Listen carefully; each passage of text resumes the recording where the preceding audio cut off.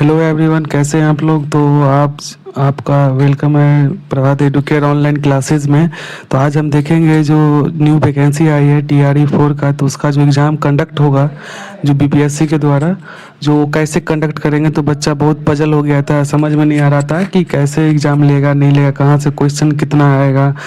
तो इसके बारे में प्री में कहाँ से आएगा, क्या आएगा, किस पार्ट से कितना मेहनत करना है, उसके बारे में आज आपको डिटेल में बताएंगे। तो आपको 20-25 मिनट लगेगा तो अच्छे से समझ में आ जाएगा आपको, लेकिन प्रिपरेशन में आपको बहुत हेल्प होगा।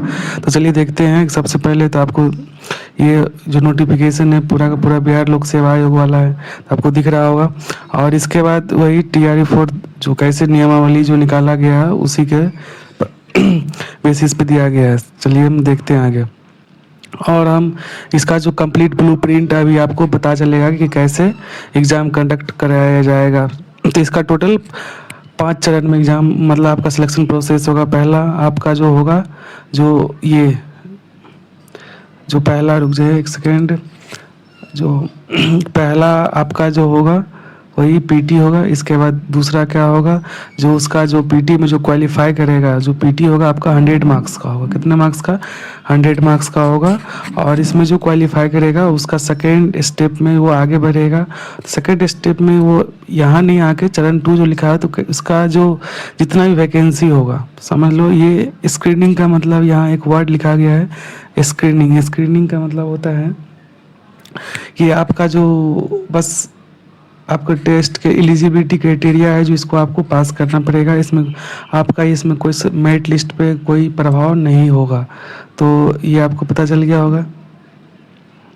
फिर हम चलेंगे सेकंड प्रोसेस में, जो है हमारा सेकंड में क्या बोला है कि इसमें जो जो फर्स्ट में जितना वैकेंसी होगा फर्स्ट में, जैसे मान लो जो कि अगर 5,000 वैकेंसी है तो इसका 5 गुना कितना होगा, जल्दी बताओ। इसको 5 से मल्टीप्लाई कितना होगा, 25,000। तो 25,000 बच्चे का टोटल मेंस के लिए एलिजिबल होगा जो मेंस दे पाएगा।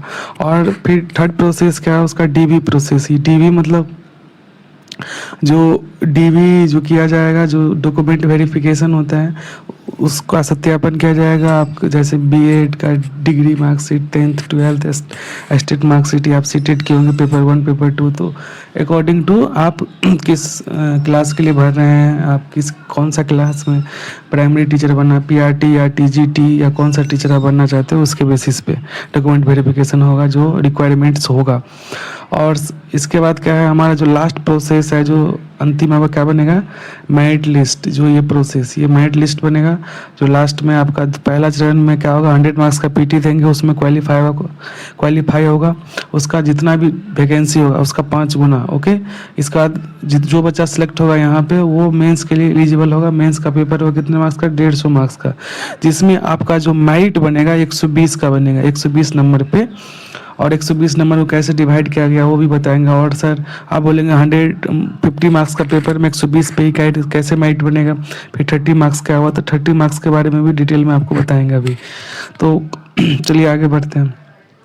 फिर पहला क्या होगा, पीटी होगा।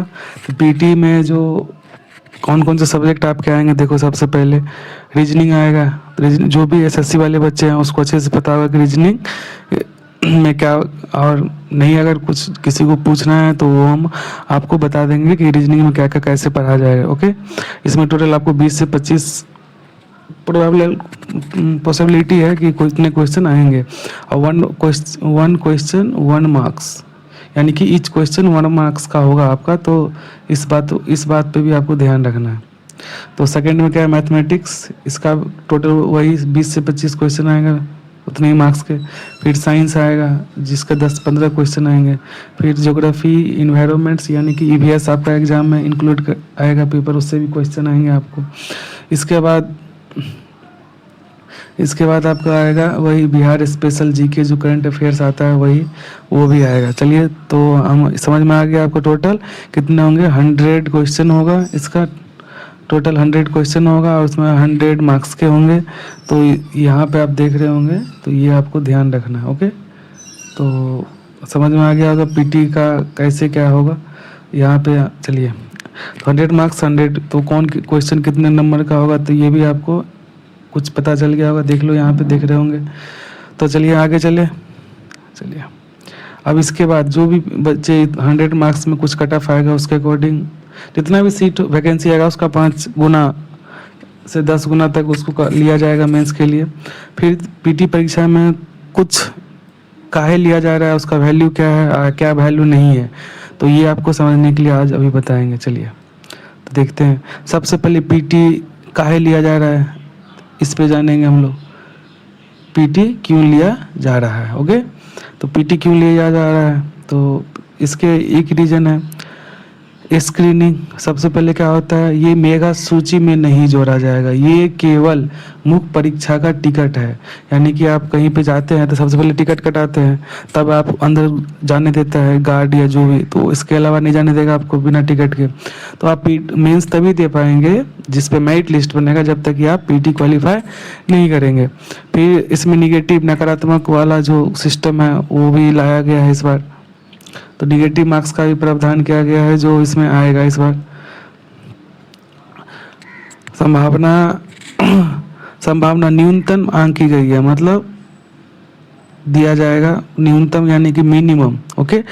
प्रारंभिक परीक्षा का स्तर पर निगेटिव मार्किंग लागू होने की संभावना न्यूनतम आंकी गई, ओके। फिर चलते हैं हम थर्ड प्रोसेस, फिर क्या है हमारा ये। इसके बाद ये जो एग्ज़ाम होगा ये संघ लोक सेवा आयोग स्तर का न होकर बीपीएससी, ये यूपीएससी का लेवल नहीं होगा, ओके। ये किस लेवल का होगा पेपर आपका, तो यहाँ पे देखो बीपीएससी और सीटेट और एसएससी तीनों का कंबाइंड टाइप का एग्ज़ाम होगा। जैसे इसके लिए आपको कौन कौन सा बुक पढ़ना है, तो एनसीईआरटी और एससीईआरटी पे ही ये बेस्ड होगा। तो चलिए आगे, फिर मेंस में क्या होगा। मेंस में चलिए देखते हैं क्या होता है। तो सबसे पहले मेंस के लिए ये ले क्यों रहा है, तो ये आपका जो मेन पेपर है ना जिसमें आपको नंबर लानी है, सोचो इसमें कुछ बताया गया है अच्छे से डिटेल में कि जैसे अगर 10,000 वैकेंसी होगा तो मेंस के लिए कितने बच्चे एलिजिबल होंगे, तो 50,000, कितने 50,000, ओके। फिर अगर मान लो कि 20,000 वैकेंसी, एग्जाम्पल के तौर पे समझाया गया यहाँ पे कि अगर 20,000 वैकेंसी है तो 1 से 2 लाख बच्चे का 5 गुना होता है या 10 गुना के बीच में रखा जाएगा। मिनिमम 5 गुना और मैक्सिमम 10 टाइम्स जितना वैकेंसी होगा उसका लिया जाएगा कैंडिडेट को मेंस के लिए। और ये भी 50,000 होगा तो वही अप्रॉक्स सब में पता चल गया। चलिए, इसका कुछ रेशियो होगा, कट ऑफ जितना भी श्रेणीवार होगा उसका फिक्स्ड रेशियो में लिया जाएगा, ओके।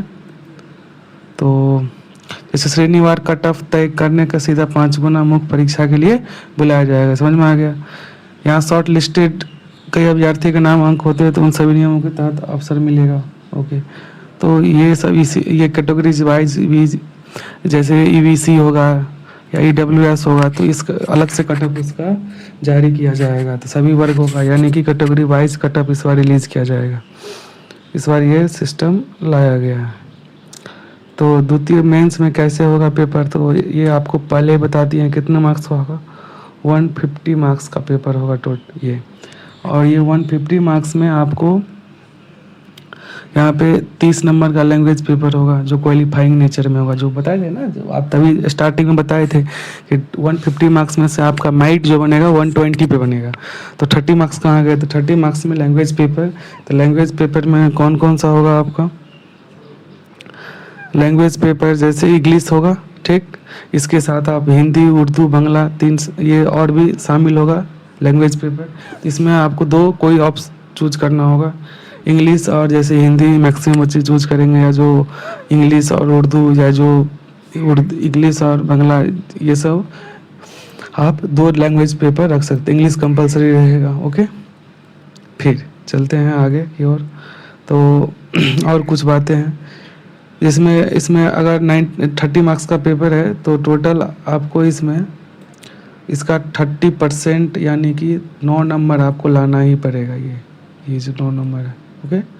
तो 9 नंबर लाना पड़ेगा आपको, ये वाला 9 नंबर। तो इसके बाद क्या करेंगे, इसका मेरिट गणना में नहीं जोड़ा जाएगा। ये जो क्वालिफाइंग पेपर है जिसमें आप क्वालिफाई कीजिए, और ये अगर लेकिन मेरिट गणना में नहीं किया जाएगा। यदि कोई अभ्यर्थी, यहाँ पे बहुत अच्छा वहाँ पे एक वर्ड लिखा गया है, इसको समझिए कि यदि कोई अभ्यर्थी इनमें उत्तीर्ण होता है तो उसके मुख्य पेपर का मूल्यांकन नहीं किया जाएगा। अगर अनिउत्तीर्ण यानी कि अगर कोई पास नहीं किया है, यानी 9 नंबर्स मिनिमम नहीं लाया, तो उसका ये आगे का पेपर चेक नहीं होगा, जो मैं जिस पे उसका मेरिट लिस्ट बनेगा, तो मुख्य पेपर वाला। तो चलिए इसका बाद इसका 2 पेपर होगा। एक आपका अगर जिससे आप जो आपका मेन सब्जेक्ट होगा, मेन स्ट्रीम, उसका क्वेश्चन आएगा 80 मार्क्स 18 नंबर्स, ओके, जिसमें एनसीईआरटी और एससीईआरटी पे आधारित होगा, यानी पैटर्न पे।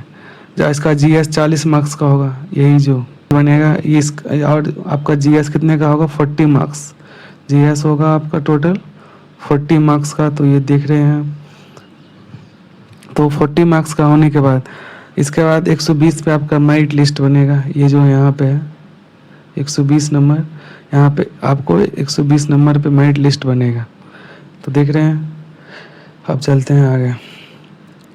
और टाई ब्रेकर, अगर सोचो कि अगर कोई बच्चा 120 नंबर में 2-3 बच्चा सेम नंबर ला लिया है, तो सबसे पहले उसका एक क्राइटेरिया है कि अगर वो मेंस उसका मेन जो सब्जेक्ट होगा टीचिंग सब्जेक्ट, उसमें वो कितना नंबर लाया है, तो उसके अकॉर्डिंग उसका सिलेक्शन प्रोसेस होगा। अगर जो बच्चा ज़्यादा नंबर मेन सब्जेक्ट में टीचिंग सब्जेक्ट में लाया है तो उसका पहले होगा। अगर और मान लो कि किसी में मेन सब्जेक्ट में भी सेम नंबर ला लिया, तो क्या करेगा, तो उसके बाद उसका लैंग्वेज पेपर का नंबर देखा जाएगा, मतलब फर्स्ट जो ऊपर में है 30 नंबर्स, उसका चेक किया जाएगा। उसमें भी अगर सेम है तब अंतिम में उसका एज के अकॉर्डिंग, जो ज़्यादा एज वाला होगा उसके अकॉर्डिंग होगा। और इसके बाद अगर जो भी बच्चे, और इसके बाद अल्फ़ाबेटिकल ऑर्डर, तो इतने के सारे क्राइटेरिया आप पढ़ लीजिए, यहाँ पे स्क्रीनशॉट ले लीजिए, बहुत सारे हैं। तो रणनीति मार्गदर्शन का आप मेन है कि यहाँ पर आप तैयारी कैसे करें।